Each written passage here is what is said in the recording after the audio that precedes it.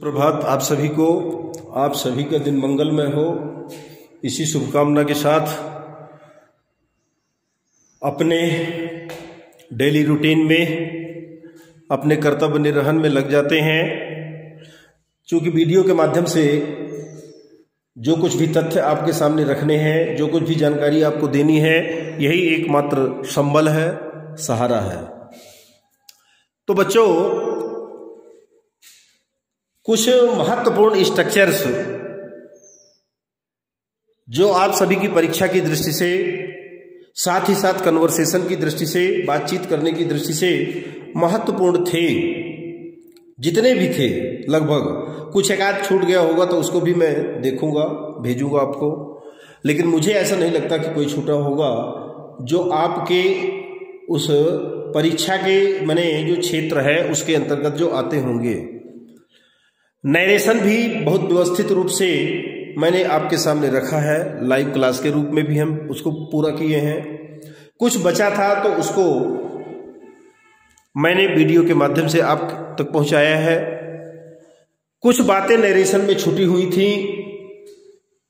मुझे लगा कि कहीं ना कहीं ये बातें, चूंकि सब नहीं जान पाते, सबका ध्यान उस ओर नहीं जा पाता, तो प्रश्न पत्र में कहीं ना कहीं ये बातें रख दी जाती हैं पेपर सेटर के द्वारा, और वो बात हमारे दिमाग में नहीं होती, हमारी समझ नहीं बनती उसमें, तो हम उसको एक गैस के रूप में करते हैं। तो गैस होता है, सही भी हो सकता है, गलत भी हो सकता है, लेकिन गलत होने के चांस अधिक होते हैं क्योंकि हमारी उस संबंध में कोई समझ नहीं बनी है। तो चलिए ज्यादा कुछ और न बताते हुए नरेशन के संबंध में ये जो पहला वीडियो मैं आपको दे रहा हूं, बहुत महत्वपूर्ण, सम इंपॉर्टेंट एक्सेप्शंस, मतलब कुछ महत्वपूर्ण अपवाद, मतलब जो रूल है उनसे हट करके, रूल को अवॉइड करके। जैसा कि हम जानते हैं कि पास्ट टेंस में यदि रिपोर्टिंग वर्ब हो तो ऐसी स्थिति में जो रिपोर्टेड स्पीच का सेंटेंस होता है उसका टेंस बदलता है, ये हमको पता है। प्रोनाउन बदलते हैं, ये भी पता है। तो प्रोनाउन तो यहां बदलेंगे, जो मैं कंडीशन बता रहा हूं, जो एक्सेप्शन मैं आपके सामने रखने का प्रयास कर रहा हूं, इनमें प्रोनाउन तो चेंज होंगे यदि कहीं आ जाते हैं, लेकिन टेंस नहीं बदलेंगे। मतलब रिपोर्टेड स्पीच के सेंटेंस का टेंस यहां पर बदलने वाला नहीं है। मतलब यहां पर हमारा वो पास्ट टेंस वाला नियम क्या हो जाता है, फेल हो रहा है। क्योंकि ये ऐसी कुछ बातें हैं जो हमेशा एक फैक्ट के रूप में, तथ्य के रूप में आती हैं। कुछ बातें ऐसी होती हैं जो सर्वदा एक जैसे रहने वाली हैं, कुछ आदत संबंधी होती हैं, कुछ कहावतें हम आपस में, हमारे समाज में लोग कहते हैं, इनमें किसी प्रकार का कोई बदलाव न हुआ था, न हुआ है और न होने वाला है। कोई ऐतिहासिक किसी तथ्य का वर्णन कर दिया जाए तो ऐतिहासिक तथ्यों में जो हिस्टोरिकल फैक्ट्स होते हैं, जो प्रोवर्ब्स होती हैं, जो हैबिचुअल फैक्ट्स होते हैं, जो यूनिवर्सल ट्रूथ होते हैं, इनमें कभी भी किसी प्रकार का परिवर्तन करने की कोई गुंजाइश नहीं होती है। ठीक, तो ये चार बातें मैं आपके सामने इस वीडियो के माध्यम से रख रहा हूं, उनको आप देखने का प्रयास करेंगे। इसका जो हेडिंग है आपका वीडियो का, वो है सम इंपॉर्टेंट एक्सेप्शंस, माने अपवाद ऑफ नरेशन। ठीक है, इसमें पहला आप देख पा रहे होंगे, जब हमारी रिपोर्टिंग स्पीच में कोई सदा सत्य रहने वाली बात कही जाए, जिसको यूनिवर्सल ट्रूथ या हिंदी में कहें तो सार्वभौमिक सत्य, जो हमेशा सत्य रहता है, इस प्रकार की अगर कोई बात आ जाती है रिपोर्टेड स्पीच के अंतर्गत वाक्य में, तो हम किसी प्रकार का टेंस का परिवर्तन नहीं करते। बाकी रिपोर्टिंग वर्ब में सेड ट्रू है तो टोल्ड में बदलेंगे, कनेक्टिव दैट का प्रयोग करेंगे। प्रोनाउन यदि आ जाते हैं तो प्रोनाउन का परिवर्तन तो कर सकते हैं, लेकिन टेंस का परिवर्तन हम किसी भी स्थिति में करने वाले नहीं हैं। मेरी बात शायद आपको समझ में आ गई होगी। जब रिपोर्टेड स्पीच में कोई सदा सत्य रहने वाली बात कही जाए, यूनिवर्सल ट्रूथ हो, तो ऐसी स्थिति में रिपोर्टेड स्पीच के सेंटेंस का टेंस नहीं बदलता। उदाहरण number 1, the teacher said the earth moves around the sun. शिक्षक ने कहा कि पृथ्वी सूर्य के चारों ओर चक्कर लगाती है। अब ये हमेशा सदा सत्य रहने वाली बात है, तो इसमें क्यों परिवर्तन करेंगे भाई। The teacher said that, connective जोड़ेंगे और बाकी पूरा का पूरा वाक्य उतार देंगे। The earth moves around the sun. He said the sun rises in the east, उसने कहा कि सूर्य पूर्व दिशा से उदित होता है। या इसी में और जोड़ दिया जाए, the sun rises in the east and sets in the west, सूर्य पूर्व में उदित होता है और पश्चिम में अस्त होता है। तो ये भी यूनिवर्सल ट्रूथ है, इसमें किसी प्रकार का परिवर्तन आप मतलब रिपोर्टेड स्पीच के सेंटेंस में टेंस संबंधी कोई परिवर्तन नहीं करेंगे। तो क्या बन जाएगा, he said comma inverted comma हटाकर दैट लगाएंगे, the sun rises in the east. ये तो मैं शायद एक आध बार कहीं बीच में नरेशन पढ़ाते समय आपको बताया भी था, लेकिन एक वीडियो पर्टिकुलर उस टॉपिक पर एक वीडियो बने तो मुझे ऐसा लगा कि नहीं, अगर मैं वीडियो इस पर बना दूंगा तो शायद आपको कभी भूलने वाला नहीं है। और आप अगर इस प्रकार के कोई वाक्य आ जाते हैं डायरेक्ट से इनडायरेक्ट बदलने में, तो आप कहीं भी गलत नहीं कर पाएंगे, नहीं करेंगे।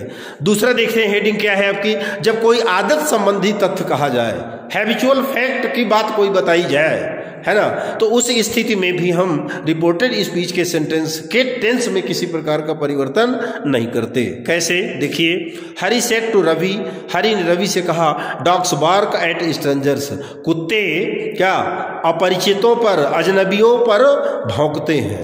कुत्ते अजनबियों को देखकर भौंकते हैं, बिल्कुल सच बात है भाई। जिसका कुत्ता होगा जो लगातार उसके सामने रहता है, उसको क्यों भौंकेगा वो। अजनबी व्यक्ति, स्ट्रेंजर व्यक्ति, अननोन पर्सन को देख करके कुत्ते प्रायः भौंकते हैं। तो ये हैबिचुअल फैक्ट के अंतर्गत आता है, इसलिए हम इसमें रिपोर्टेड स्पीच के sentence dogs bark at strangers में किसी प्रकार का टेंस परिवर्तन नहीं करेंगे। हरी टोल्ड, हाँ सेड टू रवि है, तो सेड चूंकि ऑब्जेक्ट दिया हुआ है और ऑब्जेक्ट जब दिया होता है तो सेड टू को टोल्ड में बदल देते हैं, ये हमारा नियम है। तो Hari told Ravi that, connective लगाएंगे और बाकी जो का तो लिख देंगे, dogs bark at strangers. Number 2, the teacher said, शिक्षक ने कहा, when the cat is away, जब बिल्ली दूर होती है, द माइस प्ले, चूहे खेलते हैं। ये भी बिल्कुल सही बात है, आदत संबंधी है कि बिल्ली दूर है, चूहे खेल रहे हैं, और जैसे ही बिल्ली के आने का आभास होता है तो वो सब अपने अपने बिलों में प्रवेश कर जाते हैं। ये भी हैबिचुअल फैक्ट है आपका, है ना। तो द टीचर सेड दैट करेंगे, कनेक्टिव लगाएंगे और बाकी के वाक्य में किसी प्रकार का परिवर्तन न करते हुए उसको रिपीट करेंगे। The teacher said that when the cat is away, comma यहां लगाएंगे, द माइस प्ले। क्लियर। चलिए तीसरे तथ्य में चलते हैं। तीसरा तथ्य आपका है, जब रिपोर्टेड स्पीच में कोई कहावत, प्रॉवर्ब कही जाए, कहावत कही जाए, जैसे समाज में हमारे बहुत सी कहावतें पॉपुलर हैं, प्रचलित हैं, उन कहावतों के संबंध में भी हम रिपोर्टेड स्पीच के या उन कहावतों के संबंध में या उन कहावतों के क्या सेंटेंस जो होते हैं उनके टेंस नहीं बदलता है। जैसे ही सेड, उसने कहा, honesty is the best policy, ईमानदारी सबसे अच्छी नीति है, सबसे द बेस्ट नीति है, पॉलिसी मीन नीति। अब इसमें क्या परिवर्तन आप करेंगे भाई, ईमानदारी तो ईमानदारी, सच तो सच है। He said connective that लगाएंगे और honesty is the best policy पूरा रिपीट कर देंगे। सेकंड नंबर देखिए, सी सेड टू मी, उसने मुझसे कहा, all glitters are not gold, उसने मुझसे कहा कि सभी चमकदार वस्तुएं सोना नहीं होती। ये भी सच बात है, मतलब सभी चमकदार वस्तुएं सोना नहीं होती, मतलब जो हमें दिखाई देता है वो पूरा सच नहीं होता, ये फैक्ट है आपका। सी सेड टू मी, उसने मुझसे कहा, तो सेड टू को टोल्ड में बदल दीजिए, तो she told me, connective that लगाएंगे, कॉमा इन्वर्टेड कॉमा हटा करके और बाकी पूरा वाक्य उतार देंगे, all glitters are not gold. और अंतिम चौथे एक्सेप्शन में चलते हैं, जब रिपोर्टेड स्पीच में किसी ऐतिहासिक तथ्य की बात बताई गई हो, हिस्टोरिकल फैक्ट का जिक्र हुआ हो, तो ऐसी स्थिति में भी हम रिपोर्टेड स्पीच के सेंटेंस में टेंस संबंधी का परिवर्तन नहीं करते। जैसे एक ही वाक्य मैंने लिखा है, द टीचर सेड, शिक्षक ने कहा, Kalidas is the Shakespeare of India, Kalidas Bharat के शेक्सपियर हैं। अब ये शेक्सपियर से जिनसे तुलना की गई, शेक्सपियर कौन है, तो इंग्लिश लिटरेचर के एक वेल नोन फेमस क्या राइटर कहिए, नॉवेलिस्ट कहिए, पोएट कहिए, जो भी कहिए, क्योंकि ये नॉवेलिस्ट भी हैं, है ना, बहुत अच्छे अच्छे इन्होंने क्या आपके ड्रामाज लिखे हैं, इसलिए केवल पोएट कहना गलत होगा। ये केवल पोएट नहीं है, ये बहुत प्रसिद्ध अंग्रेजी अंग्रेजी साहित्य के एक मुख्य साहित्यकार में से इनका नाम जाना जाता है। द टीचर सेड, और हमारे यहाँ Kalidas, the teacher said comma inverter comma Kalidas is the Shakespeare of India, तो केवल the teacher said comma inverter comma हटाकर दैट का प्रयोग करेंगे और बाकी लिख देंगे Kalidas is the Shakespeare of India.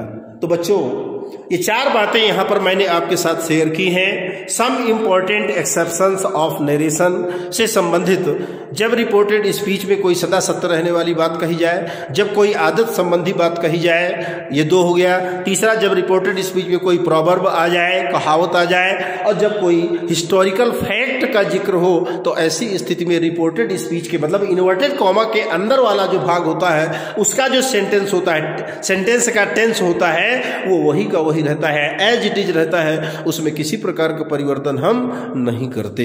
तो मुझे लगता है कि आपको मेरी बात समझ में आ गई होगी। निश्चित रूप से आप इनको अच्छे से ध्यान दे लेंगे, क्योंकि अक्सर इस प्रकार की बातें जो फंसने वाली बातें होती हैं वो बोर्ड एग्जाम में पूछी जाती हैं। तो चलिए इसको यहीं समाप्त करते हैं। कुछ और नरेशन से संबंधित महत्वपूर्ण तथ्य मुझे समझ में आए हैं, जो उनका भी मैं वीडियो आपको देने वाला हूं, उसको भी दूंगा मैं, लेकिन वो अगले वीडियो में दूंगा।